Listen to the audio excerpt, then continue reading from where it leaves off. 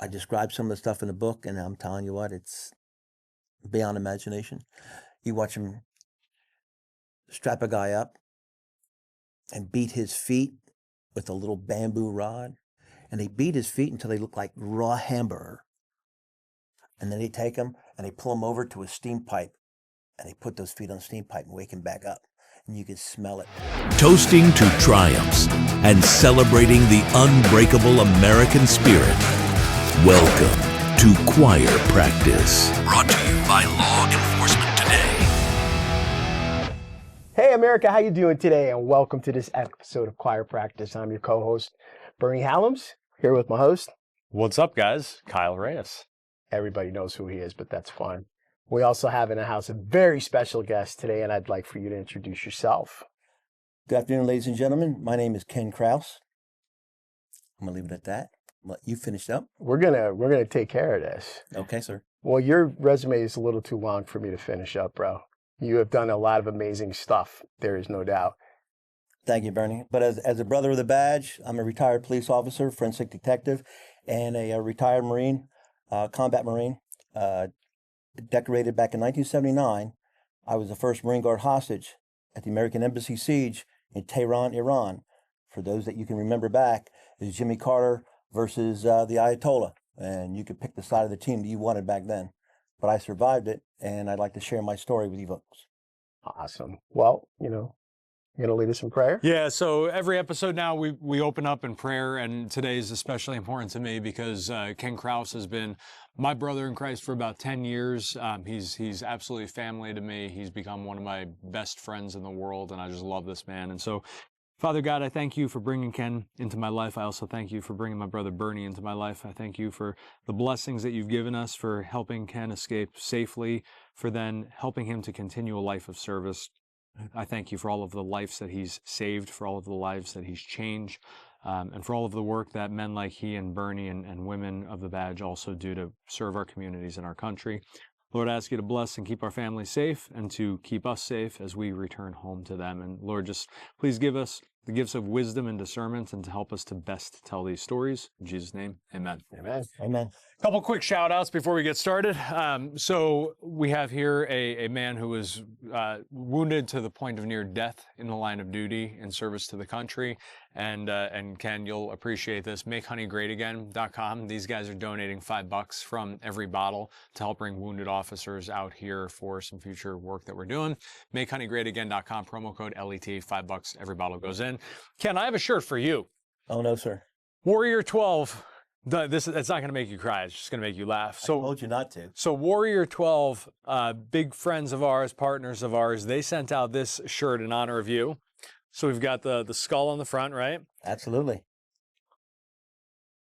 When I die, don't let me vote Democrat. Absolutely. That's coming from up here in Connecticut too. That's fantastic, That's buddy. for you, brother. Thank you, man. Oh, So my God. listen, we gotta dive awesome. we gotta dive into your story right from the beginning. Yes, sir. And the reason why, so we've filmed with Ken many times over the years. We were out at a fallen service members memorial, right, in Georgia. We did a series featuring this guy, several, and he is finally, after years of pulling out those demons, man, you published a book. I couldn't be more proud of you. We've talked at 2 o'clock in the morning when you were dealing with those demons when writing this. And so I'm so proud of you. And we had Constance who helped get this thing to the shelves, who was here earlier. Helped it. Without her, it couldn't have been done. Awesome. So the book. A Marine endures hell, the first Marine held hostage in Iran during the Iranian hostage crisis of 1979. I see you brought me the special edition. Yeah, he signed it for me and everything. Love it. So you mentioned that your name is in the back there in the accolades. You saw that. You saw on your copy. Was that the bill that I got in the mail that said for? Yeah. Ken, real quick before we dive into the story, we have another book we want to shout out. Yeah, definitely. True Blue Heroes by Paul Michael Albert. He wrote this book in honor of Bristol PD when they lost, for those of you who don't know, lost 2 officers a year and a half ago. It's a wonderful children's book that kind of takes you on a good trail.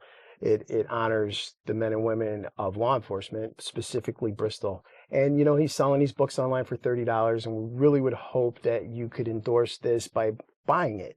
He's going to donate a proceeds to the Bristol Heroes Fund, and we all love them and support them for what they've gone through each and every day. Because most worthy cause. Let's talk about the battle. Bring us back to day one. Let's just dive right in with how it all popped off. The way we wanted to write the book, Constance and I put it together. It took 45 years to put this book together. And one of the reasons, to answer your question, is that she helped me put it all together in a way that it runs. But in her expertise with her back publishing and her professionalism, she helped me rewrite it and reset it to a point where you just asked the battle. I said, well, we jumped right in. A lot of people, it's been 45 years. He goes, don't worry about it. It's going to be a page turner. So I agreed with her. I go with her advice. And I'm glad I did. You're talking about 1979 and just 5 years after the Vietnam War. And we're over in the Middle East, of course, and God, this brings back memories. Jeez, you talk about demons. I'm stationed at the embassy in Tehran. And my last duty post that morning in February 14th, as a matter of fact, Valentine's Day. What a special day. Doesn't mean anything over there in a Muslim country, but I'm thinking back of my family. Hey, I wonder what they're doing. My sisters, if I had a girlfriend at the time, would I have sent her flowers or whatever, but I'm over there freezing my butt off and, these Ellsberg mountains, doing nothing. Anyway, just finished up a 24-hour tour of duty. Now, normally it wasn't 24 hours. It's 12 to 12 back to back. And for some reasons that they never really always tell you what's going on, but we can always feel. You don't always get the news. When you get the news, you always know, you read between the lines. We had known that 24 hours before that, the State Department had come in, who was our boss that we worked for, basically, had taken away our M16s, our automatic weapons, and rearmed us, quote, with shotguns.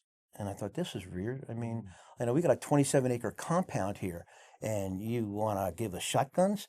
That even on a good day with a slug, maybe, you got 50 yards? I said, look at the high-rise apartment complexes and the buildings around here. We're the low ground. We got nowhere to hide. We got nothing. Anybody that's got a long-range rifle, any kind of 30 caliber weapon, they're going to have the range of fire, the rate of fire. They're going to, what are you guys thinking? And, so we went to the NCOIC, non-commissioned officer in charge, Gunnery Sergeant Sutton, and we asked him, we said, hey, what's going on here? And he goes, yeah, I know. I'm pissed off. I said, I don't like it, Marine, but you're going to have to deal with it. So he's kicking it up the chain of command, way above his, what we call flight level or, pay grade. So we got to deal with this. So I'm sitting here with this shotgun. I'm getting off of duty, and I'm getting ready to go back to, get some sleep. I'm going to be getting back on duty, as I say in the book, in a couple hours. I got to get some sleep. So, but I really like the restaurant where they have really good food. And you're hungry, and a Marine going to say, we're going to wolf something down, and we're going to get, hit the rack and, go out. Well, anyway, the Caravanserai restaurant is a back end of the embassy. It'll give you a little nomenclature of an area that is very, very strictly controlled, because it's a lot of places where non-American citizens and what they call foreign service local employees come and go. And some of them can get into parts of the embassy, but otherwise we got to keep them out. They're just not cleared to walk around where they're at. So, but there's dozens of them at any one time. So it's basically crowd control. But with that, because they don't have badges, we don't know who they are. So they could be anybody when you're talking about embassies overseas, any kind of spy or anybody that's working it. Anyway, with the battle that starts is that we know we went on 24-hour alert that we were going to get hit. And as soon as they took the M16s away and gave us shotguns, we were furious. We know, they said, somebody knows something that's going to happen ahead of time. And that being said, when my God, to this day, jeez, when my relief came that morning, and I had to tell him, I looked the two guys in the eyes, and I said, hey, something's wrong here. I said, you don't have your M16s. Yeah, what's up with the shotguns? And I said, I don't know. I said, but you know what? I also noticed that the local Farsi guards the local police that stay outside the embassy, they're not around either. Something's wrong, or they're late or whatever. I said, what time, what day you got? I said, they should be out there. I said, well, they're late, or it's Valentine's Day. I said, hey, they don't celebrate that shit here. So, that being said, turned the post over to them, gave them their orders, went back to the Marine House. I was back in the Marine House probably 20 minutes, and we've been hearing rifle fire, pistol fire, on and off, going back and forth between the Shah's troops and the revolutionaries. So it's no big deal. I mean, if you're in the middle of a civil war, that's what's going to happen. But then all of a sudden, we hear small arms fire, and you guys will when the range, the difference between a pistol and a rifle. And you pop. I said, damn, that's awful loud. I mean, somebody's really close. And a few seconds later, rifle fire, the hard crack of rifle fire, and you go, holy shit, that's a rifle fire. What the fuck? And I said, Marines ain't got the rifles. Who's got the rifles? Next thing you know, we hear the radio crack. They're coming over the wall. I'm taking rounds. It's Corporal Downey at the front gate, and he's taking fire like crazy. And he's hiding. He said, request permission to fire back. And then it goes dead. And I said, what the fuck? So it's protocol 1. Back on with the gear. Down the ladder I go from the Marine House. Now, first protocol at that time was to get back to the embassy. And when you say the embassy, not the compound, it's specifically the Chancery building. Okay, we're to get back at that time. Life and limb. It's the ambassador, the charge d'affaires, second in command, and his entourage all the way down, kind of like the White House. That's where we go. Then comes the secret squirrels, and then comes the classified information. But everything goes in a tiered order. And coming down, and a 27-acre compound is like looking at this table here, and everybody that's up here is just shooting into the compound like crazy. And we're still got no radio contact. Someone has already taken one of our old Motorola bricks, opened the push to talk, and held it open. As soon as they hold that open, you're getting information, and you're hearing Farsi, which is the Persian language. Like, who the hell is attacking? What's going on? And they got our radio. So we're incommunicado right now.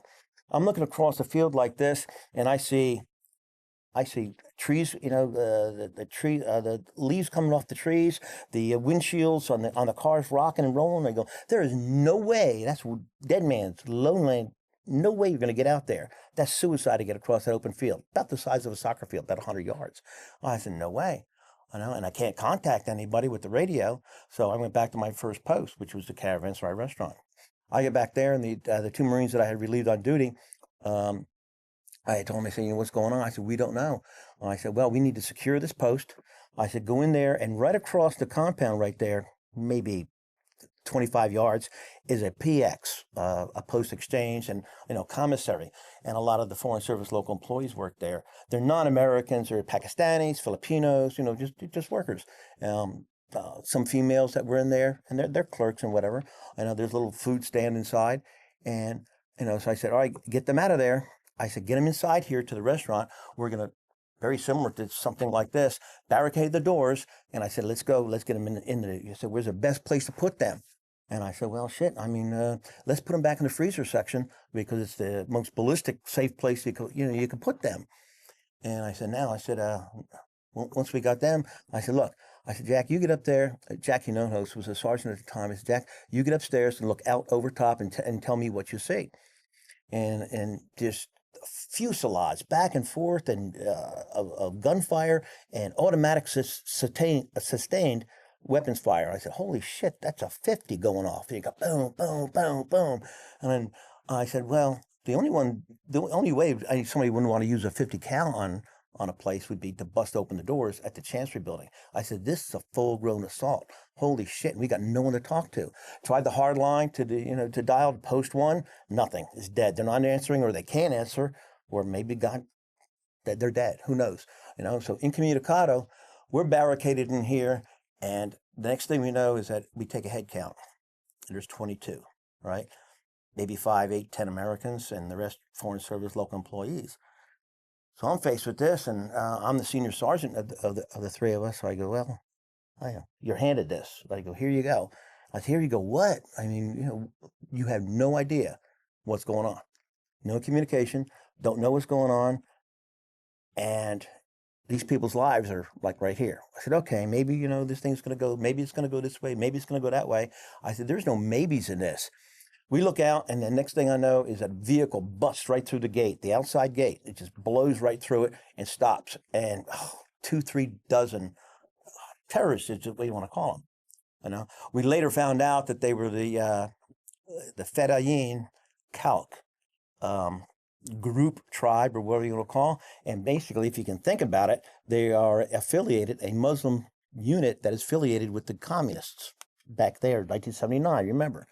So they pour out, and the first thing they do is they go running into the PX, and they're just going to, ravish the joint. They're going to, midday shopping. And we're looking out there, we're watching them through the glass, and I'm saying, I called Sergeant No, who's Jack, and Lance Corporal over, and Henry, and I said, yeah, guys, here's a sit rep, here's a situation. I said, it's just a matter of time before one of two things happen. They're going to climb over the embassy wall from the gate that we shut, and now they're going to be adding more to the rest of the Marines that were there. We can't let that happen. They'll get overrun from the back because we are their, backside, covering their six. I said, the other thing is that they're going to come knocking on that door, snooping and sniffing around. And it's just a matter of time before they find out that we're in here. And he goes, okay. It's one of those things where I just told you something that's obvious, and then sooner or later when they come through that door, what are we going to do? I said, that's something we got to deal with. And to start the battle at the restaurant, that's exactly what happened. Is that after a while, 10, 15 minutes, not long, they looted what they could. They busted through the windows and the doors like that, and you can see, and I said, well, here it comes. I told the Marines to take up a position that could crossfire into the compound, and they didn't know, for the most part. They might have suspected, but they didn't know that we were in there. And they started speaking in Farsi. Now, one of the waiters in there was a good friend of mine. I'd see him every morning, and I go over there and have breakfast with him. His name is Minachi, and he had said, Sergeant Ken is what he called me. And he says, you can't let these people come in here. He said, they are Fadaiyan-e-Khalq, and he says, they're very bad, And I said, what do you want me to do? And he says, if they come in here, they're going to hurt us. He says, they're going to kill us. And I said, what makes you think that? And they give me some background on it. And I went, wow, this gets, more stress every minute on this deal. In the meantime, they start breaking through the door. Bust through the window. A hand comes in, starts reaching for the doorknobs, and I just instinctively just drew and fired. I don't know why. Till this day, in the book, I can't tell you. You can extrapolate it out like you want. Anybody that's been in law enforcement or dealt with firearms in battle, anything like that, it's just, boom. And it's a .357. It hit his hand, splattered the hand. He pulls anything out, screaming and yelling. And I just said, oh shit, what did I just do? And Henry Lochek, the corporal, goes, geez, Sarge. He looks at me like that. He goes, hey, fight's on. So, sure as shit. Next thing we know, we dive close as we can under the cover of the windows and the doors, and a fuselage of, it's got to be, I'm saying 10, 15 automatic weapons just lit this place up. Could you just imagine 15 of us out there with automatic weapons, and you got at least 30 round magazine, and just lighting this place up. My God, my scotch, my everything, just bah, bah, bah, bah, bah. And the noise alone, the din, the noise alone was just make you shudder. And so this went on, and then there was a small little lull, just a few seconds. And that's their reloads. I said, they're reloading, let them have it. Boom, boom, boom, boom. And the three of them, I said, fucking give them all they want. Boom, boom, boom. 8 rounds from the 870p shotgun we had. And then we went into a pistol. Reload, recover. And then it was a firefight from hell. And it was, I'll tell you, it was scary as shit, but it was exhilarating as hell. Because they're standing out there playing, fumble farting around with their, next thing, boom, boom, boom. We're dropping 3, 4, 5, 6 of them at a time. From here, maybe 50 feet away. Boom, you couldn't miss. And they were all, together and just dropping at them. The smart ones ran and ducked and cover behind a vehicle, behind a dumpster, whatever they could find and hide. So we're lighting them up, and then we're reloading, reload, recover. And then you sit there and you go, That was round one. We had 3 rounds like that, 3 consecutive rounds like that. And now it's only been about an hour into the assault. And we're saying, hey, sit rep report, ammo report. I say, hey, I got 8, 10 rounds. We're down. I mean, we're down. And we're looking at it. And I said, hey, guys, what do you got? Well, we divvied the rounds out, so we all got about equal. And I said, we can't take another assault. I said, one more, and we're going to be down hand to hand. It's going to be cold steel. Now, we're trained like that. And I remember back looking in their eyes, just like you. I said, we're going to be out of ammo. And it's going to be cold steel. Now, you're trained with combat, and you're trained with this, but none of our MOSs, none of our jobs ever really grab somebody and stick them with intent to kill them and take their life and watch it, slice them, and then move on to the next one. Yeah, we can Davy Crockett them 3, 4, but then they're going to overrun us. We're gone. And while I'm having this conversation, just like I'm having with you, right over there, 15 feet away, the people that were probably just tired of sitting back in the locker room hearing all this noise going on, the Americans had, snuck out and coming around the corner. They heard me talking to the Marines, and they said, I looked over and I went, like I said in the book, and you got to read that book. I mean, I bring these emotions back, and I said, oh shit, they just heard what, we're gone, we're overrun, we're dead. These guys are in a froth frenzy that we just whacked about a dozen of them, okay? What do you think they're going to do to these people back here and the women? And thank God there wasn't any children at the time. And they can feel that too. Their eyeballs were like, I said, and we have sensitive personnel there. Intelligence people that work at the embassy, like people didn't know that. Could they get their hands on them? That could be really bad. Now, you want to talk about nerves and you want to talk about the battle? Well, here it is. That's the answer to your question. Right at that point, we're waiting for the last assault. Where do you want to go from there? Just keep going. You don't just keep leave me going. hanging. I'll tell you the whole book. Yeah. Hey, you pick the book and read it to them. I'm going to make sure everybody buys your book, too. Don't worry. Well, you just want to talk about the battle. That's what started the battle. Jeez. That's what started the battle. And when I looked over and saw them people, and I went, mother of God. It's like embarrassment beyond your soul. You're just like, oh, you made a bad joke or something like that at a wedding or something, big deal. I know. This is more than a turd in a punch bowl type of line. And I went, oh, God.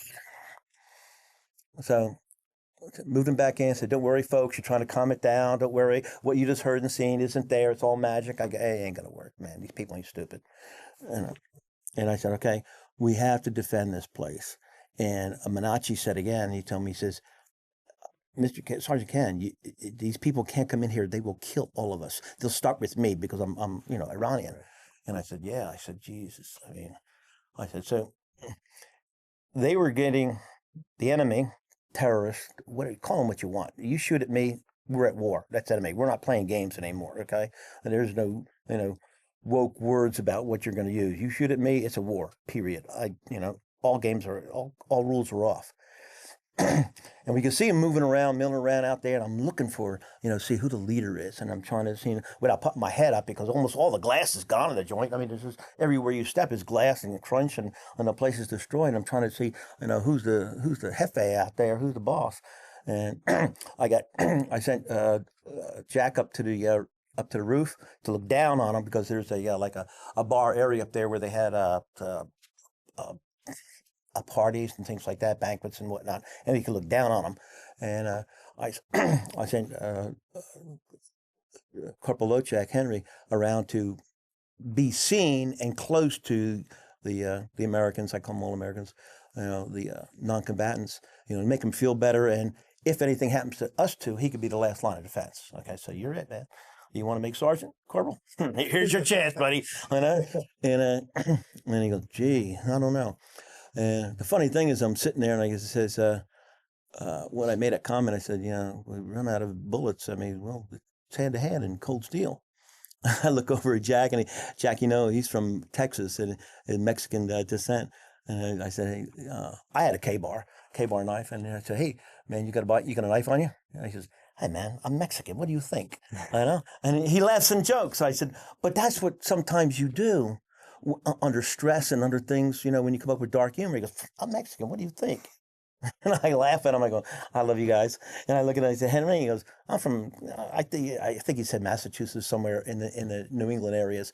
And he goes, no, but there's a butcher knife in the kitchen. I go, good thinking. I'm like a chef. Good thinking. Yeah. And it's like that. And that's what I had turned and I said, oh, those people had heard me. So I said, And these are things when you're writing that book, they keep coming back to you. You remember little flashes here, and I had this conversation here, good times and jokes like this. Then you have to put them all together in a lineage where it reads like a story, because you know what happens. And you're saying, they're finagling around out there. I said, it's just a matter of, I think we shot either the brave ones or the stupid ones are gone. So either one. I said, they're coming because they're not going to let us stay here without going over it. And they don't know who's in there. They don't know, they know it's a restaurant, I'm sure, but they weren't certain. So at that point, when I see they're there, I said, we got to get out of this. I said, there's a lull in the action. I said, man, I need to go to the bathroom. And I went in, I said, watch the door. I said, I'm going to go to the bathroom. And, Brother Kyle, Brother Bernie, when you start this session with a prayer, I'm telling you, when you have nothing left, absolutely nothing left in life, and that's what I had there. I was facing unbelievable odds, no way out, no solution whatsoever, and you went in the bathroom. I had to go to the bathroom. I went to the bathroom and cried. I cried, man. I was on my hands and my knees, and I was begging the good Lord to say, give me something. Give me a way out of this. You got non-combatants in here, Americans, people that don't need to go through this. They don't need to get hurt. They don't need to die. They don't need to be tortured.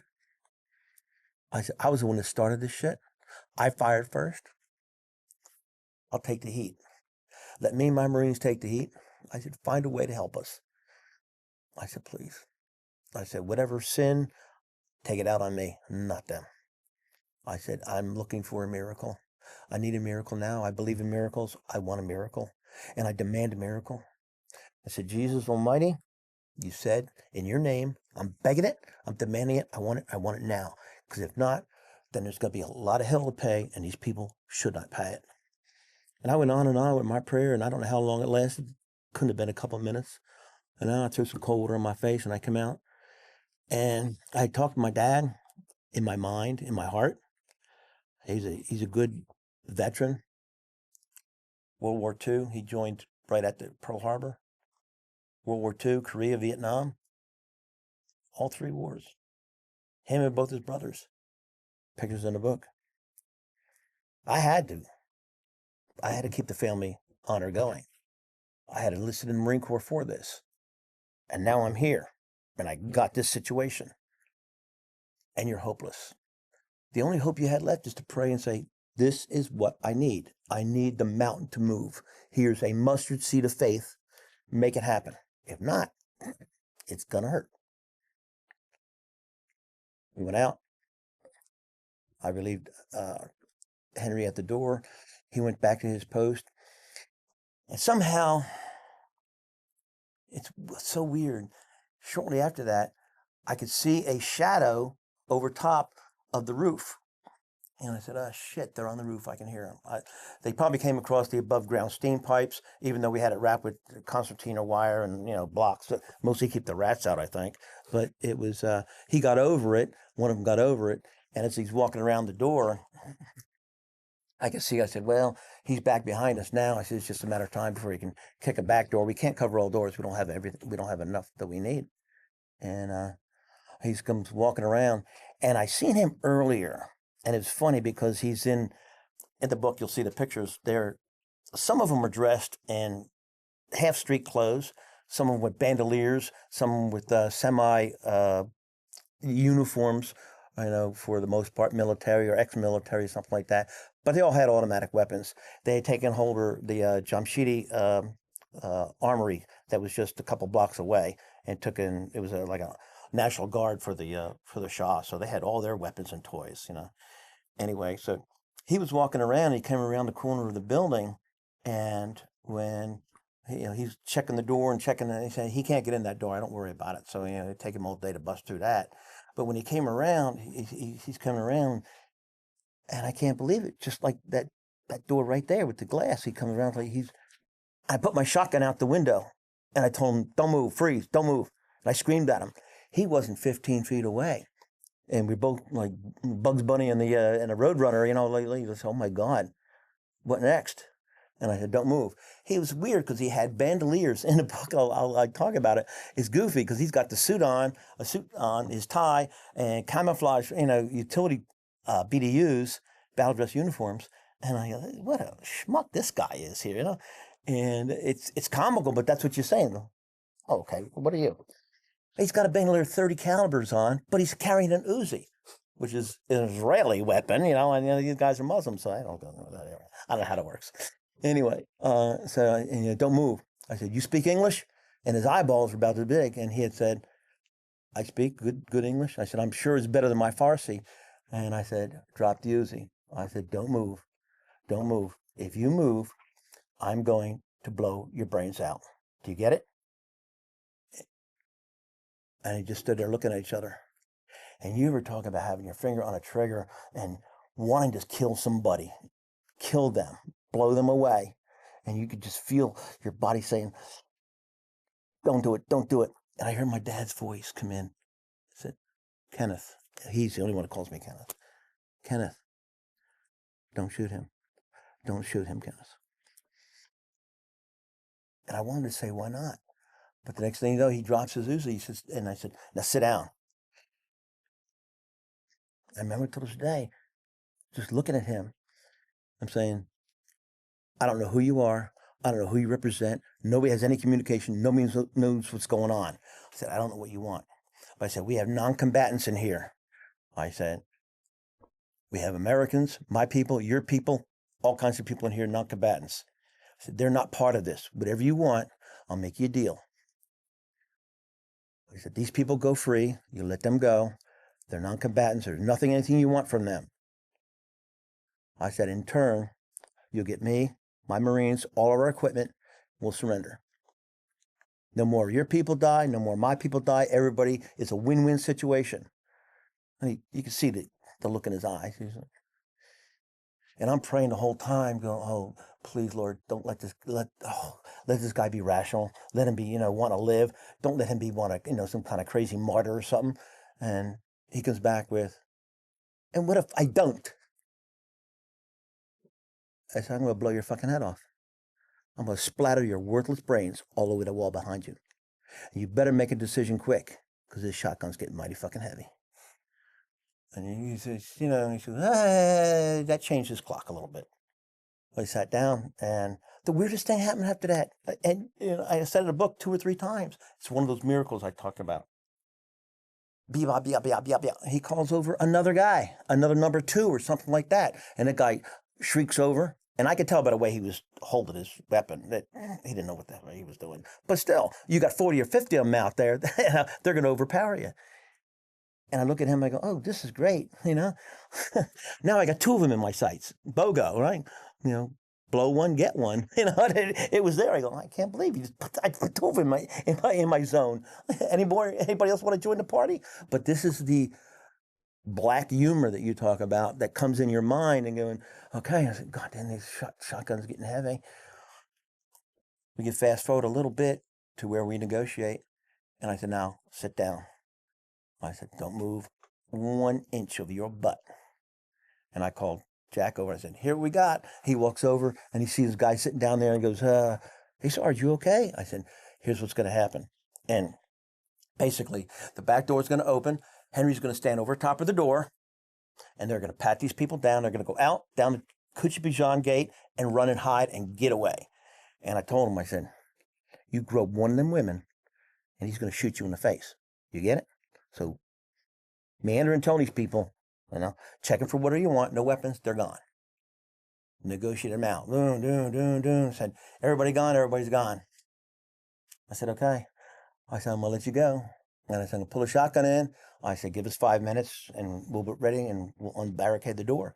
Well, we unbarricaded the door, and everybody got away free. Thank God. And I said, this is the miracle that I had prayed for. Unbelievable.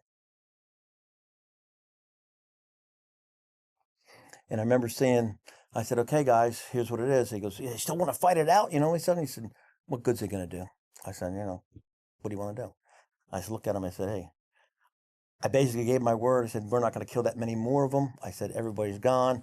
I said, definitely, if we fight it out, we're dead. I said, maybe we're just going to take the ass beating of our lifetime and, we can live through it. We fire on them when they come through. We know we're dead.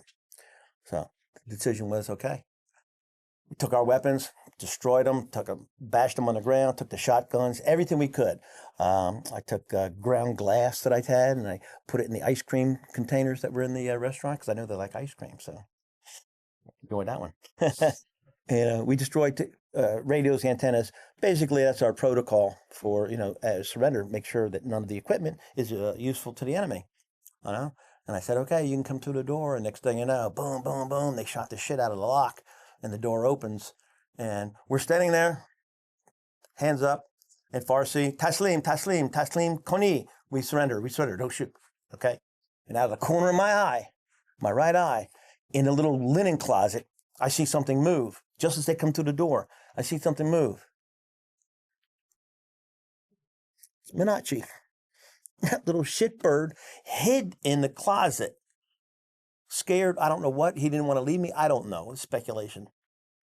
And he runs right out in front of me when the first guy comes through the door and gives a burst right into me. He wanted me bad. And he just shot right at me and hits Minachi. And he drops 10 feet from me. And I said, no way, Minachi. And I grabbed him. I started crying because he's just laying there, his heart and his chest all busted up. And I'm holding him. I said, what happened? To this day, Kyle, Bernie, I failed him. I failed as the commander-in-chief of that position. It was my responsibility to count the bodies. I did not take or didn't direct either of the other two Marines to take an exact body count. Assume, presume, call it what you want. Worst case I've ever had in my life. And it cost me my friend. Everybody was gone. You expect everybody to get the hell out of there like rats getting off a ship. I'm holding him. His eyes just roll, and I was having breakfast with him just a couple hours ago. When you talk about reading this book, and at times, you can't sit down and tell this story. It's a piece of it, and it's a nightmare, and it's a piece of it here and there. Put it together as you move around the country, and you put your notes together, and you put it all together. It's difficult. And you have those demons, and that's one of the demons till this day I carry. I am so anal about counting things. I can count it, recount it. I want to know for sure. And that gets back to I carried it over in 20 years of being a forensic detective to the nth degree, especially after 1994, 95 and the OJ trial when the word DNA came out. Nobody could understand it. And forensics, they finally started to challenge, the value of it. Well, I could see that all the time. And I'll have the look of Minachi forever. And I'm holding him, and they grab Henry and Jack, and they slap them around a bit and grab him, punch him, start beating him, and I drag him outside. I'm on my knees, and I'm holding Minachi, and I'm just, I can't even tell you, as much as I tried in that book to explain it, what I think and felt then. I'm thinking about what happened then and trying to tell you how I feel now, but it was back then. It's a blank. The mind will not let you, reminisce and call it back. It hurts so much. There's a William this morning. It's like 10 minutes into his review, and I was in tears over there. I mean, I can't imagine that. You think back at that point. So that's where we're at. And out of nowhere, I mean, I just get a kick in the side of my head and a boot, and the beating starts. So, I mean, this guy, they start pummeling the shit out of me, and I curl up in a ball, and I'm just taking the boots and the punching and the butt strokes, and I mean, I just, trying to cover your privates, your vitals, and everything else, and beat almost into, probably into a coma. I mean, I know you get me beat out. And remember, I had been on 24-hour alert, and I was already, dead ass tired, and the adrenaline of everything, your adrenaline dump, one or two adrenaline dumps, and you're wasted, man. You've got nothing. Your steam is gone. So next thing you know, Mr. Clownface walks in, and I see him, and he is pissed. I mean, he can't, from what I told him outside and humiliated him in front of his cohorts, he just can't wait to get a piece of me. And I could see that. I mean, my eyes closed, and I could see, I said, oh, just what I need. This is just getting better by the minute. So at the restaurant there, he walks in, and our stuff was all piled up neat, kind of, for him to see it. And he walks over, and he sees this, and the rest of them are running around trying to find, if there's any more Marines or, whatever, and clearing the place. And I said, oh, this is not going to be well for me. And he walks over, he picks up a couple of the weapons, and he picks up radios and shit like that. He's angry. I mean, beyond angry. If there was a face of Satan that you could put an eyeball to, that's what the lasers this guy had. I mean, you could smell the hate. There's nothing like it in the world. It's almost to a point where, if I wasn't beaten so much, I would have feared. But I said, what else is he going to do? Just put a bullet in my head? Expected it any second. And I just looked and I said, oh, Jesus. And he picks up a rifle and picks up some stuff and is all, tattered, busted, all like that. And he says, this is the way you Americans, you Marines negotiate? No wonder people hate you. You break every treaty. On and on and on and on and on. I go, I said, hey, I told you could have me and my Marines and our equipment. I didn't say what kind of condition it'd be in. And I remember smiling. That's real bad. That's a bad move. I shouldn't have done that. Boom! That's where gold tooth and the dental work comes in. I go, oh, boom. And so he's looking through this stuff, and I could see, what's left of my eye, looking out at him, and whoa! I goes, I guess his fellow cohorts around him, laughing at him, saying, this guy, me, made a schmuck and a monkey out of this guy. So he's just ad-lib like you wouldn't believe. And he's picking up the Remington 870P shotgun, which is just a folding stock version with a pistol grip. And he's farting with the damn thing. And I hope you break your fingers in that thing. You'll never get it, because you have to get, where the slide release is to open it up. And it's weird because he gets the slide release open, and I didn't see where he got it from, but he put a shell in there, and he racked it home. Now, everybody knows what, shotgun sounds like. You hear it on the movies all the time. You've, fired shotguns yourself. You put it in there, and that little voice was my dad again. He goes, Kenneth, he's going to shoot you. He's going to fucking shoot you. And I said it to myself. I'm talking to myself. I go, yeah, it's like we're going to get shot. Holy shit. Now, you figure shot is one thing, dead's another. But at that point, it's the same. Oh, fuck, I wonder if it's going to hurt. All this weird shit goes, bam! Didn't feel a thing. I thought, till this day, when I think back, I thought it was a wave of pressure, whatever you wanted to call it. Rolled over, put my hands up my face. I looked down. I said, I didn't know if it was my face. I felt it burning in my chest, my stomach. A lot of that blood was already Menachi's. I didn't know. Out I went. I'm gone. Lights out. I vaguely felt, I don't know the time frame, minutes, seconds, I don't know. People carry me. I felt my arms being held, my legs being held. And I thought, oh my God, they're going to kick me in the groin. I go, or, take one of their knives, cut my jewels off or whatever. And you're just thinking weird shit. But I go, I can't hardly open my eyes. I mean, this one's cut and this one's bleeding. I look up and we're going outside. It's cold outside. It's February. And I said, yeah, it's chilly. It's cold. It's cold. And I remember looking over and there's Sergeant Hinojosa and Corporal Lochek, their hands behind their head, lined up against the wall, A couple guys with automatic weapons just standing there. It looks like a firing squad. I go, another miracle, another prayer. I said, oh God, dear Jesus, don't let them shoot them. Don't let them execute them, please. I look up, and usually where you can see what they were taking me, you can see the American flag and the flagpole. Not there. It's gone. I said, they're gone. Out. Off to the hospital.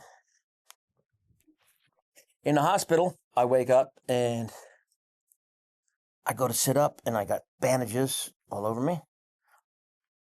Pictures in the book. IVs in. I said, okay. I said, I'm also in just skivvy drawers and a little hospital gown. No ID, no dog tags, all my battle gear gone. This is weird. Where the hell am I? It smells like a hospital. I said, I've been cleaned. The face has been cleaned up, and they put some bandages on my eyes and bandage. I said, I go to sit up, and I went, oh God. I pulled the blankets down. I got a scar from here to here from where the shotgun blast, from what we can tell, we had bent the barrel of the shotgun down so that whatever shotgun it was, we were using everywhere from number 9 to number double-aught buck. Thank God it wasn't a slug. But when it went off, we're figuring that, fast forward to a couple of years when I talk with some guys in the ATF, they say, why weren't you just cut in half? I mean, miracle number 3. I said, I don't know. So they went at it. I guess when he was holding the shotgun, it wasn't in his shoulder. He was just holding the pistol grip. And because the front barrel was deranged, per se, for anything, a better use of the word, and as soon as that shot went out, he blew off the end of the barrel. But it's still enough to, get inside. It's still lethal enough to, to kill you. So I looked up and I go, I can't move. And there was no pain. I mean, pain was everywhere in my body. And I remember saying, there's this nurse that comes by, and her name was Souza. She's in the book. And the weird thing is that I said, hey, man, you're trying to get her attention. She goes, shh, shh, shh, shh, shh. I'll be back. Shh, I'll be back. I said, okay. She comes back and she says, you don't talk. I said, you speak English? And she goes, yes, good English. I said, good, because my Farsi sucks. And I said, where am I? What happens? And she goes, no, you don't talk. And I said, where did you learn to speak English? I was talking to her. And she said, she comes from the Bryn Mawr School of Nursing in Bryn Mawr, Pennsylvania. 3 miles up the road from where I went to high school, Valley Forge Military Academy. I said, the girls used to come over to the academy and go to the dances and things like that, or we used to sneak out the back gate and, have midnight rendezvous out in the golf course out there. You know what I mean? Yeah. Choir practices, midnight choir practices. And I said, that's amazing. What's the odds of that? I said, at Bryn Mawr School of Nursing. And she goes, like that. We talked about, Devon, the horse shows and things like that. And I said, well, this is really kind of cool. She goes, no, talking. I said, well, what's the matter? Where am I? And she said, they think you CIA. She said, CIA. I said, what's CIA? She goes, CIA. Who's they? And by the way, I'm not CIA. Got nothing to do with that. She says, you come from the embassy. At that moment, the greatest picture, the number 5 miracle, is that a photographer from the UPI steps in and he says, hey, you from the embassy? And I said, yes, sir. And he said, and he take my picture. That picture went around the world. If it wasn't for that picture, I would not be here today. That picture's in that book. It's in all the books. They take that picture and it shows me there. It shows Souza standing next to me and took the picture now, and then he left.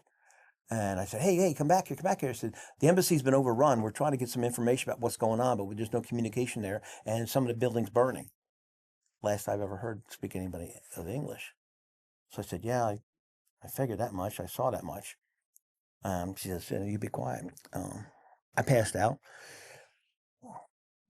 When you look at time deprivation, ladies and gentlemen, is that when you go to sleep and you wake up, there's no windows and doors. So you don't know whether you slept for an hour, a day, a week, or whatever. And in the book, when you read it, time deprivation, I keep representing that and referring to it because you never know. Well, at that moment, it's passed out, and then I get woke up, and these 2 goons, for the lack of anything else to say, come in, bearded guys with their weapons. very similar dress to the ones that attacked the embassy. They come in and they were speaking Farsi to me, and I didn't respond. They walked in, they started to jerk the intravenous out of my arm, and it's starting to squirt. Souza, thank God she was around. She comes running in, screams at them in Farsi. They push her away. She pushes back. Thank God, she's a tough little girl. And she pushes away, says something in Farsi. She bandages me up, and next thing you know, arms go behind my back. On go the handcuffs, and I said, "Where are we going? What's the matter? What did I do? You're asking these questions." And then the blindfold goes on. Blindfolds are never any good. Blindfolds are to control you so you don't know where you're going. Quote that one. Then comes the hood, and the hood goes over top. The hood is for everybody else out there, so they don't see who you are going. And it disorients you. It messes up your smell, your sound, and you don't know. Plus, it's very intimidating. You blindfold and hood somebody, and out the window, out the door I go. Drag me out. And at that point, it's freezing cold outside. I talk about how cold it was. I've never been so cold in my life. It's February, it's freezing cold, and I got a gown on and my ass is hanging out, and these guys are dragging me barefoot and throw me in the back of a truck, and off I go. That's where your prison is. 15 minutes later, I'm going through these gates, and I can hear the smells and screams, and I said, "Where the heck am I?" I said, "Huh." I said, "It's not the embassy because we don't have these kind of gates closing." Dump me back out, pick me up, and into Evin prison. Evin. Google it. See what the history is on it. You got pictures of it in there in the book.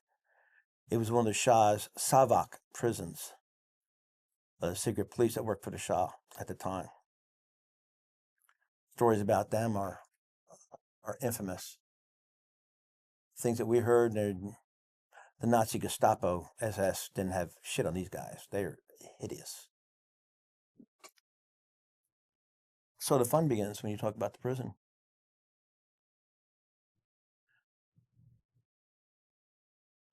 Each chapter in that book is another day of living fucking hell.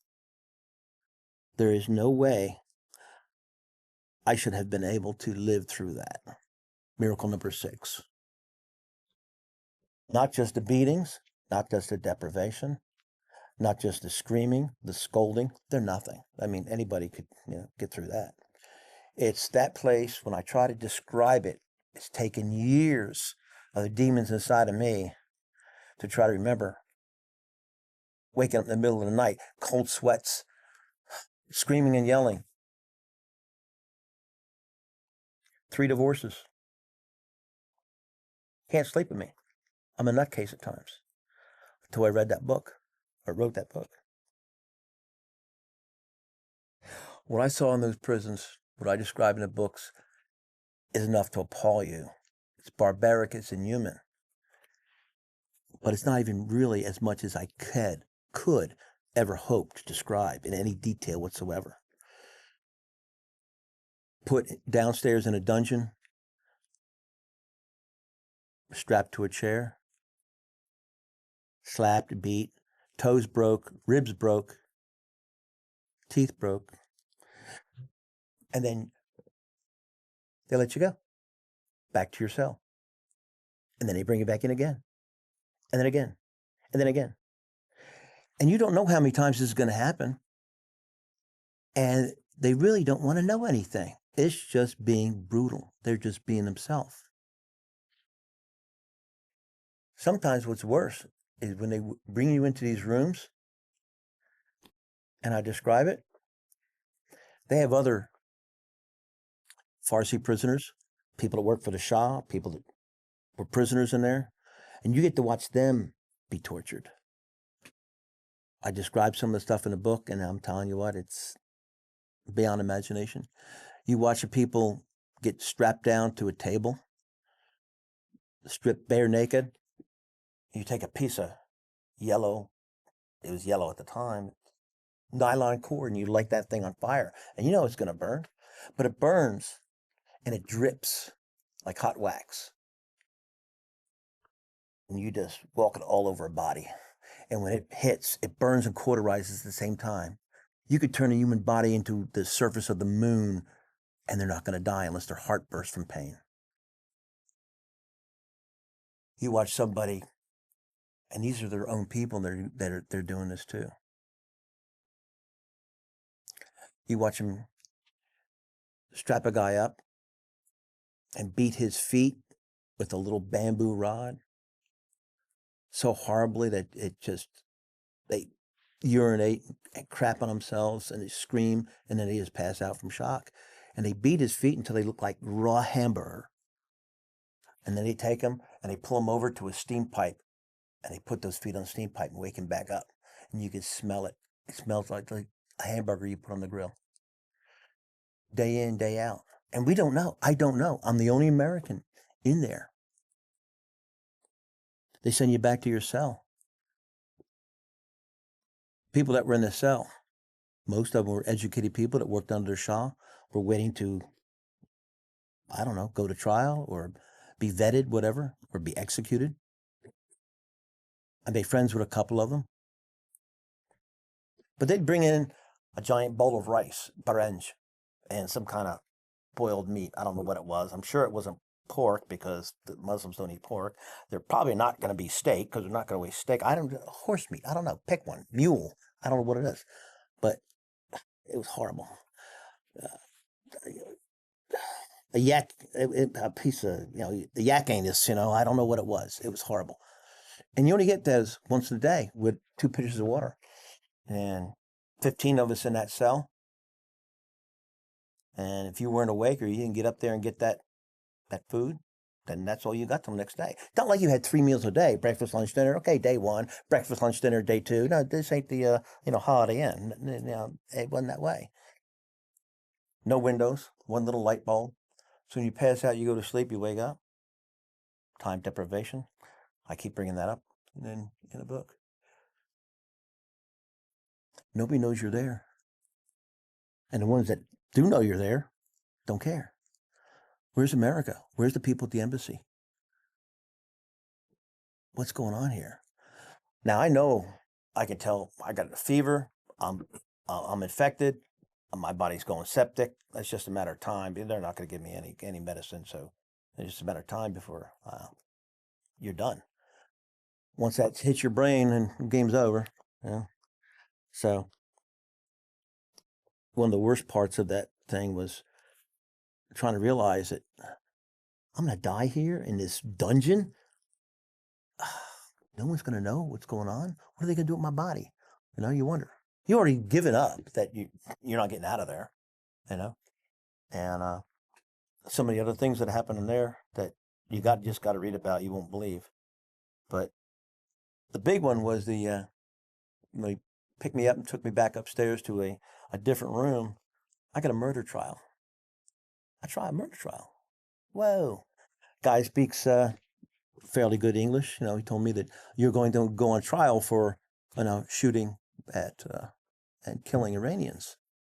I said, okay. I said, how about them? They started the fight first. They come over the wall. It's fair combat. That does not matter. It doesn't matter. So I got 3 mullahs, religious leaders per se. The picture's in the book, and he's a AK-47 toting type of mullah. That's nice. Nice rifle for a holy man. I like that. That's exactly what every judge needs to have, in his courtroom. It's an AK-47. And you're so tired. You're so beat. My ribs have been broken. My toes have been broken. My teeth have been broken. My sacrum and coccyx bone broken. And I don't, there can't be any more pain. There can be a lot more pain. When they sit there and they accuse you, of killing people, murdering babies, all of the kinds of heinous crimes. And this is all in Farsi. And I don't even understand what's going on.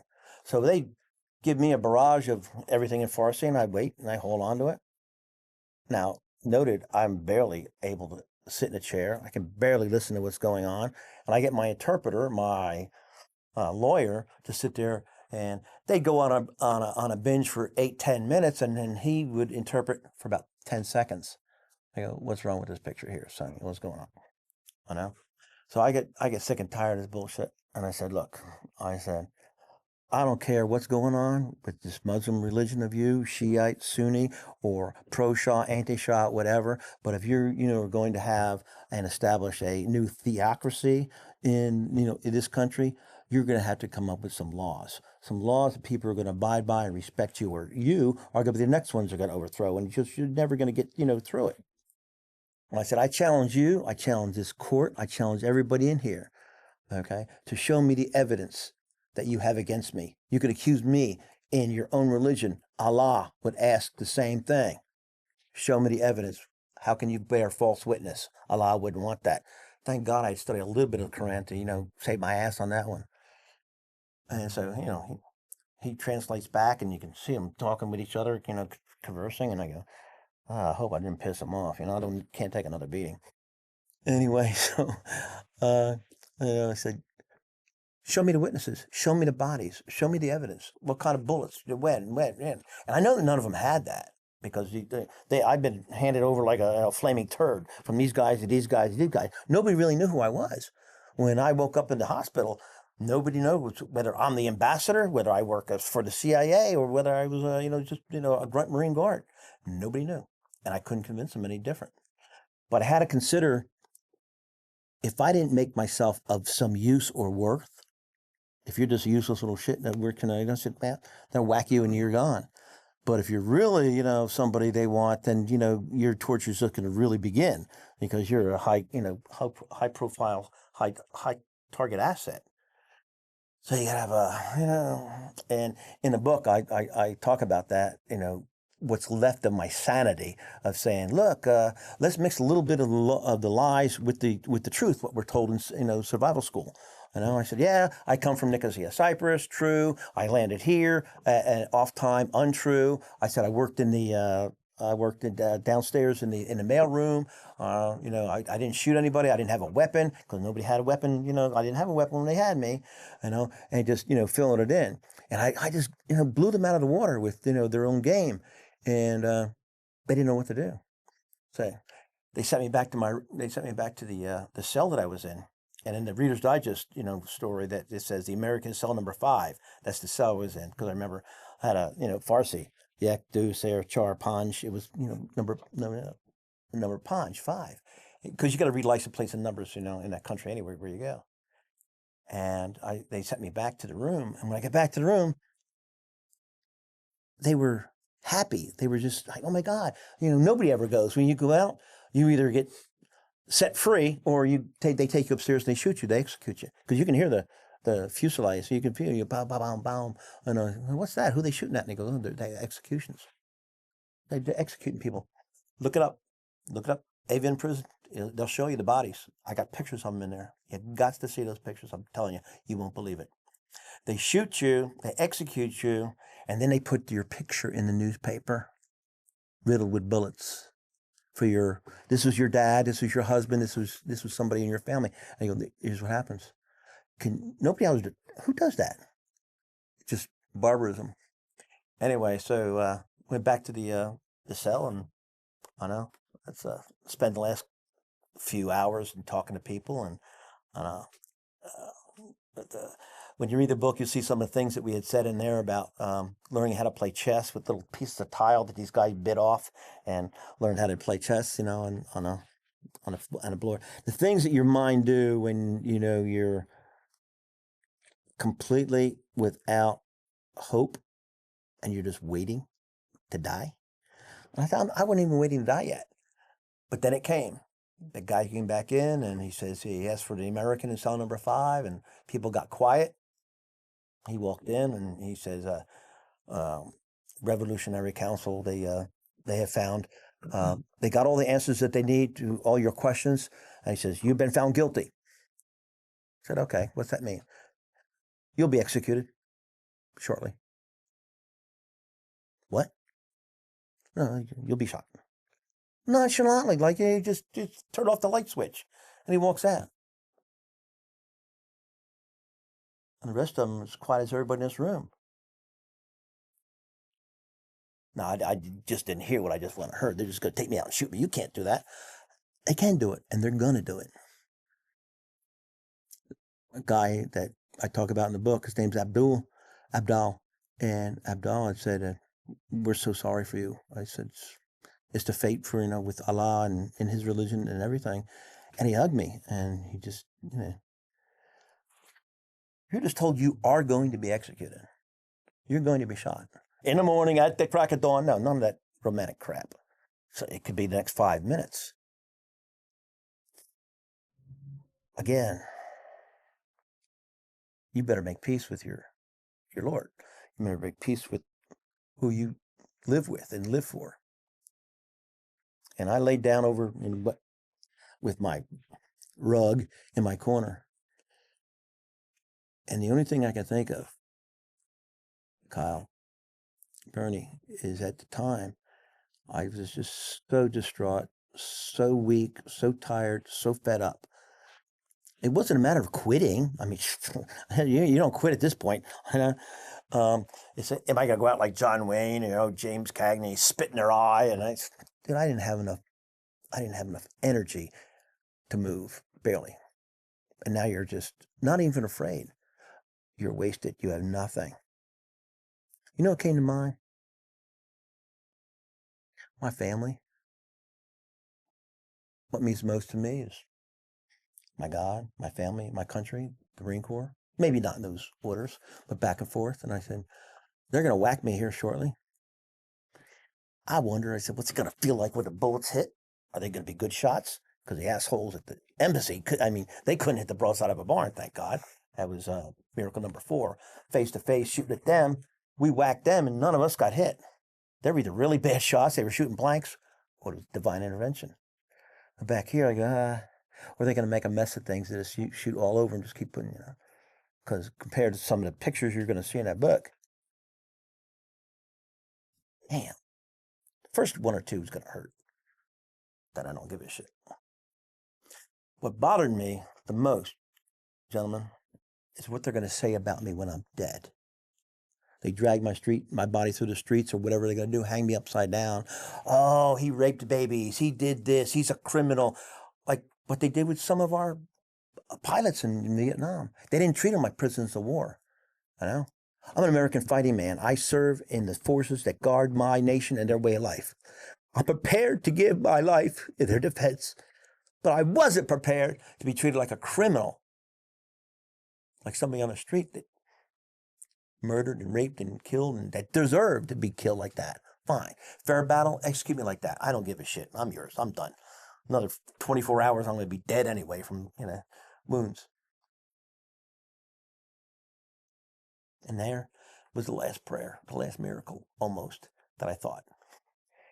Lord, please don't let them say ugly, nasty things that my family can't face or that berates the Marine Corps and our traditions, our proud traditions in battle, but we've earned with blood and sweat. Don't let it happen. Don't give them reason to embarrass the United States. Do me, send me out there, collect the body, and home I come. Casket, flag, done, Arlington. Game, set, match point. That's the only thing you think of. You're gone.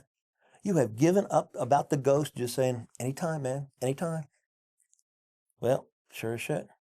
They come for the American cell number 5, and for the first time, they had 2 hefty old goons. I said, what's this? This is my entourage, to go to death? I said, I couldn't fart, let alone fight anybody. I mean, it was crazy. So they helped me up, and they got to help me up the steps now. I'm so weak, I can't even walk. My toes broke. I don't know what hurts that much. The mind's just, short-circuited. I don't, unless you touch somebody, I say, oh, God, I just... So we're walking up the steps, and I've been up there 2 or 3 times already.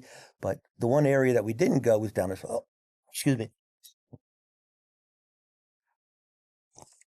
Down this one weird hallway, and we went down this steel door hallway. It was a long hallway, and then they're trying to drag me along, and I could just barely walk. I said, "Come on, guys! I mean, you're in that much of a fucking hurry. Christ, give me a break." And so we get to the end of it, hallway, and there's some stairwell. And now it's really kind of cold, and I can feel the cold air, so I know we're going up the steps. We're going to the roof. We're getting ready to go to the roof. I go, here we go. And they're kicking me, they're punching me. You know, come on, step up. I said, I could be, and when your ribs are cracked, everybody ever have a cracked rib, you can't even reach around and wipe your own butt. Every breath you take hurts. And now he's trying to get me up these steps. And I said, is it like they're going to run out of bullets, you know, or something like that up there? And I'm going to my death. 8, 10 steps away, and I'm working on it. And all of a sudden, miracle number 8. Talk about it in the book. Guy comes running down the hall, screaming his head off in Farsi, and I just said, "Oh God, just what I need, you know, one last tongue lashing." And he comes in, he's barking at these guys, and they're screaming at each other, and he's in this guy's face. Next thing you know, is they're taking me down the steps and walking me back down that same hallway. And I said, "How much more teasing and can you berate me? How much longer can you hold this on? Now I want to get shot. I'm tired. I'm just giving it up." And we went up the same steps we had before, going to the torture rooms and the courtroom. And but we kept going. And for the first time, when we went down the hallway, it was nice and warm. It didn't stink like a dumpster in a sewer of the death that was downstairs below. And I try to tell you in that book, I try to describe as best I can of things that I've never seen in it. And like Constance said, we both smelled dead bodies. I've seen and smelled the worst things you can smell in life, not as bad as anything I smelled there, because it's probably centuries old. I mean, it was built in an old medieval castle, you know, dungeon. It was a dungeon downstairs. Anyway, so they bring me up to an area where you can start to see. I said, fine, I can finally see light. And it hurt my eyes because everything was so dark and dingy down there. And I finally see light. And they put me in a room that was just like an office, a small little office. And I go, there's a telephone and there's, you know, stuff on the desk. And I said, what are we doing? And I could barely hold myself up in the chair. And they walked out. And I said, all right, now what? Where are we going with this? You're not going to shoot me in the chair in the building here. 2 guys with one had a French and one had a German accent come in, and they identified themselves as being from the International Red Cross. And I said, yeah, that's a nice joke. I mean, you know, so what do you want me to do? And he says, we're here to, you know, they're turning you over to us. I said, yeah, what are you going to do? And he says, well, we're going to help you out. I said, help me out, do what? And he said, we'll be right back. He walked out of the room, and I could see about 30, 40 feet away, a guy in American, obviously, in a nice suit, and he had a big old, I can remember it clear as I can see him, I can smell it, big old London fog, light tan coat. Beautiful coat. I said, that nice coat. And then he's standing out. I don't think he knew I was there because he was just turning this way and talking to people. When he turned sideways, I looked at him and I went, and my eyes all, you know, busted up, and I'm looking at him. I recognize that profile. We've seen this guy. I've seen this guy before coming and going in the embassy. I said, hey. You start to hallucinate, and you go, am I dead? Have they shot me? I mean, this is like a flashback or what? This ain't real. You bite yourself, you know, you pinch yourself. You go, I ain't going to do any good. Everything in your body's broken. I looked at him, and he had turned around, happened to see me. He did some kind of recognition move, and he starts walking towards me. And as he gets closer, as he got just through the door, I stood up, and it was Jack Schellenberger. He was he wasn't an intelligence officer, but he worked around the commerce area. Could have been CIA, who the freak knows. And he just walks in, and he says, you're alive. I said, you're alive. And I went to stand up, and I fell. And he caught me in his arms. And I said, let me smell you. Let me smell you, because I think that's the only thing left that I could need to breathe, to smell his cologne and hug the guy. And I go, yeah, you smell like an American. Fuck it. You're real. You're real. You're alive. He goes, you're alive. And I said, where you been? I said, I've been here all the time. Where the fuck have you been? And he said, you got shot at the embassy. Yeah, I know. Where the fuck you guys been? And he goes, don't worry about it. He said, we're going to answer your questions. We're going to clean you up, kid. We're here to take you home. I said, home? So, yeah, home, all the way home. These bastards want to shoot me. He goes, no one's going to shoot you. No one's going to hurt you no more. You're going home. And not just back to the embassy. You're going all the way home. Said, we've been worried about you. You've gone around the world. You're the only one that was shot, wounded, beat, and we had to find you here. He says it was a miracle. Another one. He said that in the book, and it's got the original photograph. And I have original newspaper articles that are 48 years old. And they're hermetically sealed. And he said, look at it. He said, this picture here, when we came to the hospital and we tried looking for you, you were gone, you were kidnapped out. They lied, they hid, they said, no. Here's the picture from the API. You were in this bed, and this guy right here standing next to you is that guy right there. So we know. So they made demands, and till this day, when you read it in there, I didn't know for 45 years how they made negotiations to release me to get out till this day. A lot in the special edition will tell you the debriefings I had when I come home. When I had to write this book, you just don't pick up the phone and say, hey, I want to write a book. What happened here? There's nobody sitting at the Pentagon waiting to answer you. Nobody in the State Department, even back then, if they wanted to. Oh, excuse me. What difference does it make? Ha! You want to hear that one again? Yeah, the first time I heard that over Benghazi, I damn near threw my beer right through the TV. I just killed me. I said, are you shitting me? What difference does it make? It makes a big fucking difference when your ass is there. And I said, when I come back, I said, what happened? How did I go from minutes, steps away from death to here like this? And not to give it away, but, in the special edition, later on when I found out, I said, you're kidding me. I was a pawn the whole time of what went on. And he goes, it's taken 30, 40 years and everybody's out of office.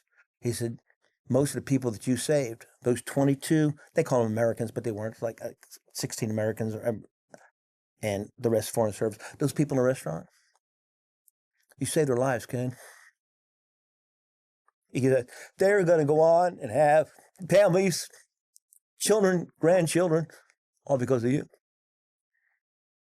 They took me back to the embassy and cleaned me up. Doctors looked at me, and I sat down with the ambassador, and I just sat there, and I was in stunned awe. Again, I just, pain pills and everything. What happened? It's just whirlwind. Next thing you know is that next day, you know how scared I was? You know how weird it was? Is that I didn't believe I was still at the embassy. I thought that it was still a setup. That night when I stayed at the ambassador's house and they cleaned my wounds and all that stuff, I was afraid to sleep in that bed, knowing that someone was still going to try to kill me. I went into the closet, barricaded the door, and slept in a closet where I could, any noise that I didn't recognize.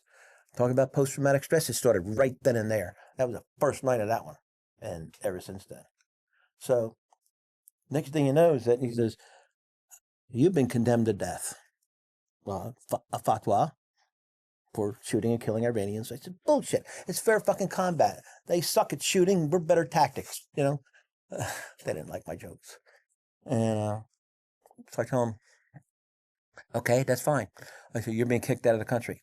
Big deal. I said, you will never come back to Iran again.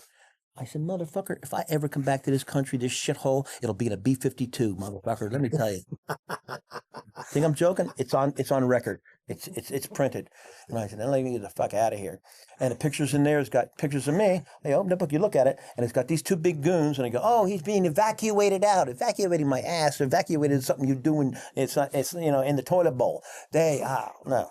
I was being deported because on both sides of me, you see the guys carrying their weapons and they're holding my arms. And that's not the way you escort somebody out of the country. Okay. No, you're being deported. And that's where they told me, and said, don't ever come back to this country again. Count on it, brother.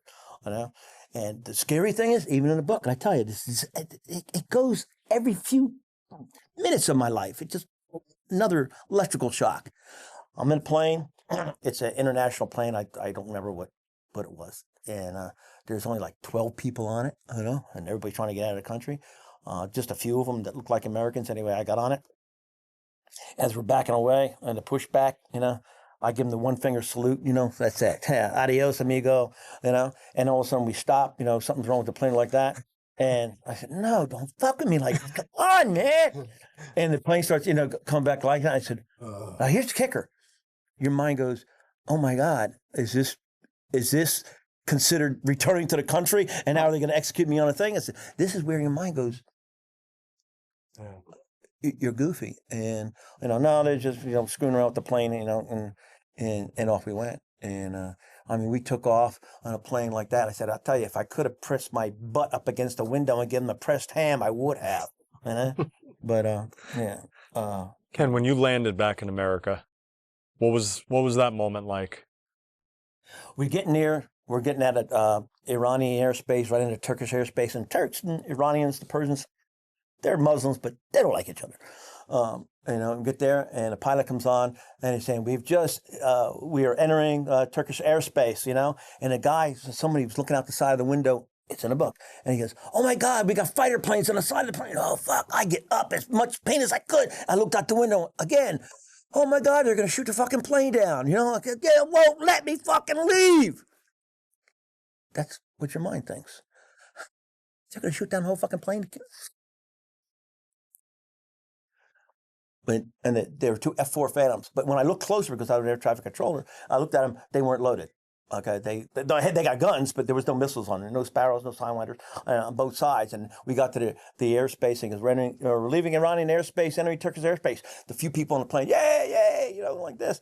And they peeled off, and as he got into Turkish airspace, he dipped the wings like, adios, motherfuckers. And, we get going, and landed Wiesbaden in, Germany. It was raining, it was dark. They checked my wounds, all that, fixed everything up. Tried to find me some uniforms that fit me. I lost like 40 fucking pounds. I wish I could do that again. Anyway, so answer your question is that next day we take off.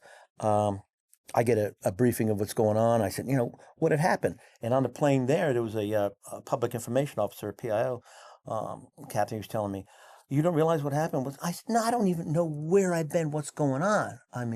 It's flying back in the book, he starts to give me, a little bit of a debriefing. He said, dude, you went you went around the freaking world. He said, they were looking for you like everywhere. And they were going to, torture me. They did. They put you on at a trial. And Carter said, no, you're not going to go on trial. Put on my trial. There's going to be, hell of pay and back and forth. I go, the president knows about this? And I go, oh shit, you're big all over the world. You're kidding me. So, he's giving me some newspaper articles and things, and I'm all over this thing. I said, oh my God, I had no idea, And so we're getting into a couple hours. We're getting into American airspace, and one of the guys come and said, the pilot wants to talk to you. I said, pilot, up to the cockpit area. I go, okay.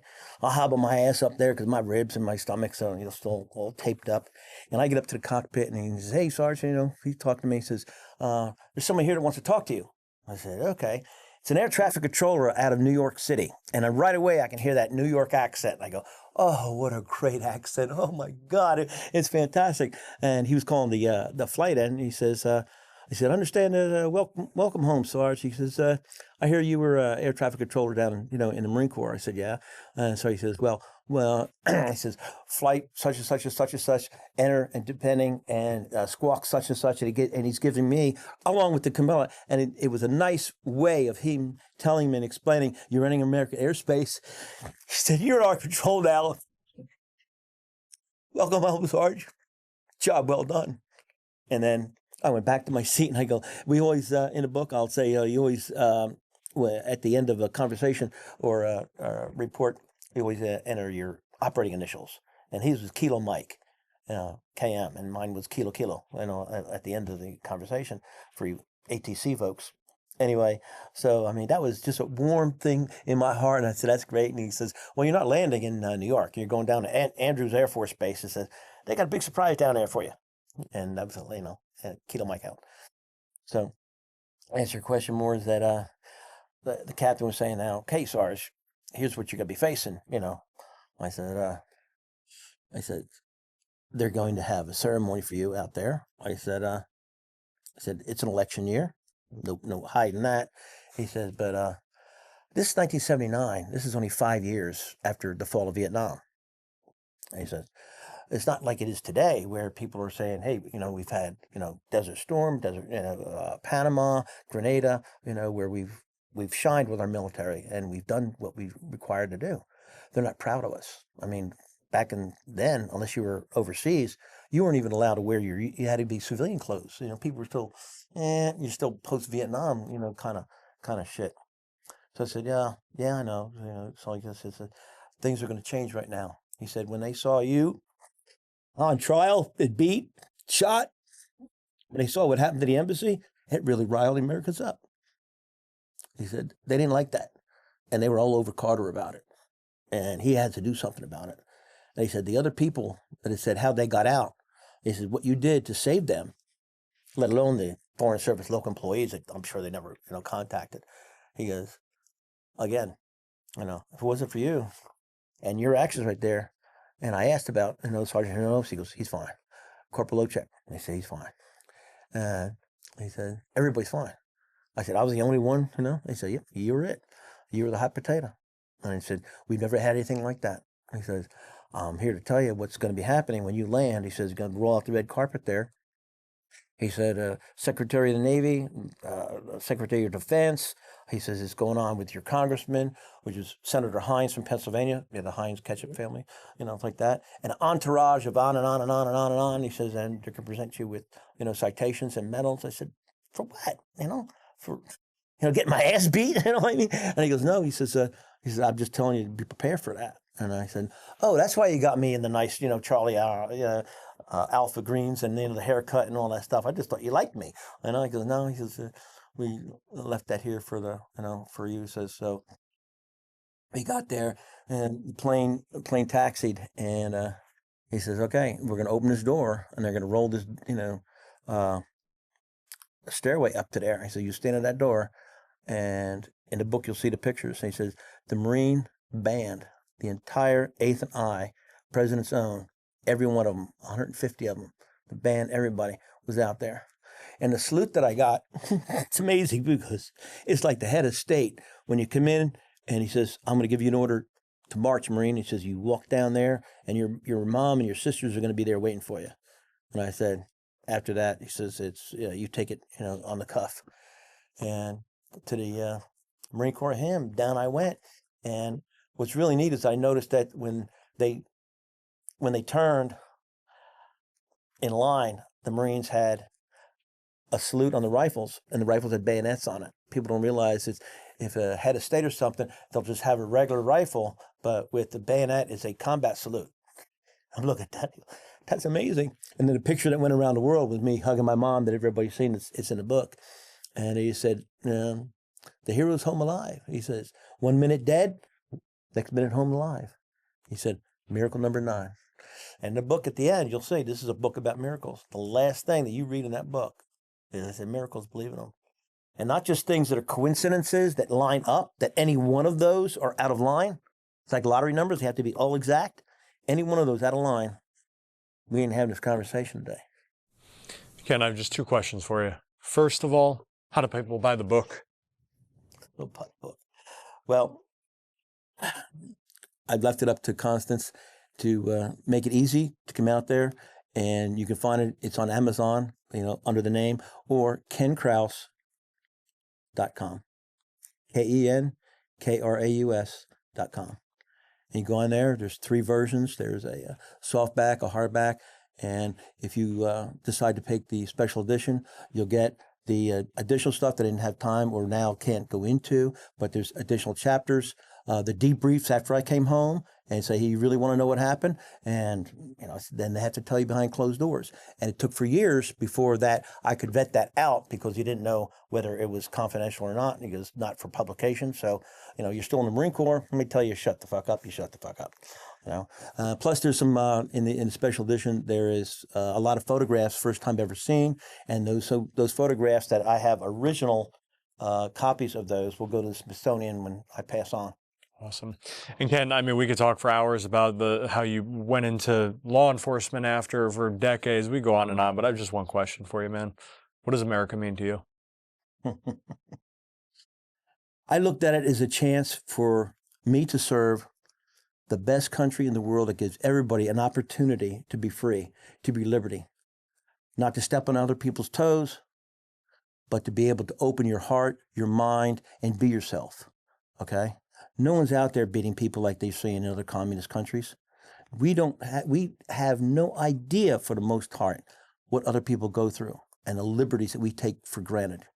And when they would not put me back out to post, to embassies, obviously, and I finished my Marine Corps career, I felt kind of robbed. I felt kind of cheated that I didn't have the desire that I could to help and serve people. So that's why I went into, I found my niche. It took me a little bit, and I found my niche to be a police officer and continue to serve under that flag, under the badge, because it's a Constitution. And the Constitution is insanely, specifically for all human beings. And everybody gets it when they come to America, no matter, otherwise, why is everybody not emigrating out? No, they're immigrating in. I wish most of them would do it legally wise, but other than that, it's under that flag, under this flag, that we share that blue, that red, white, and blue, that we protect those. The Second Amendment, the First Amendment, nobody else has that.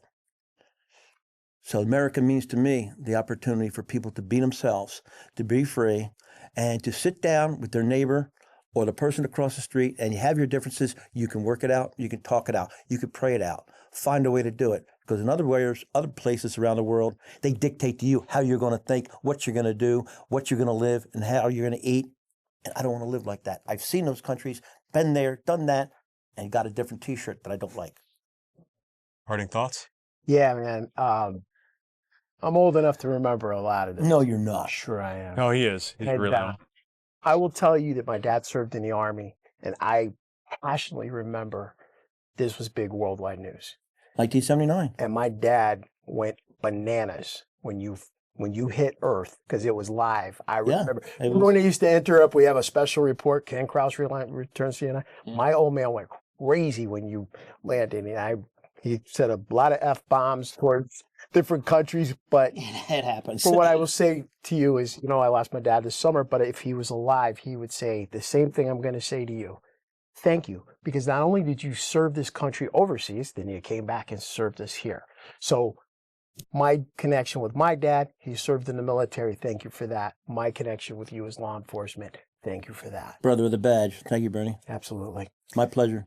Ken, man, shot 50 cals in Texas with you. I've been on the phone with you at 2 o'clock in the morning. I've drank whiskey with you in Georgia. I just want to let you know I love you, man. And I'm so grateful for your sacrifices, for your friendship, and for you staying in this fight every single day, man. God bless you. That's why you're in that book, brother. And you were there and when the demons were in the morning. It's hard to humble yourself and cry when you know you're weak, but you know you're strong enough to come forward and ask for help. That's when you're really strong. God bless you, brother. Thank you for the opportunity. Love you, man. You too. Guys, buy the book.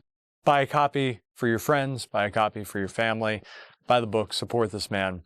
Thank you for hitting that share button. God bless you all. God bless America. Bye-bye, Mom. Thank you for joining us at Choir Practice. For more, please visit lawenforcementtoday.com.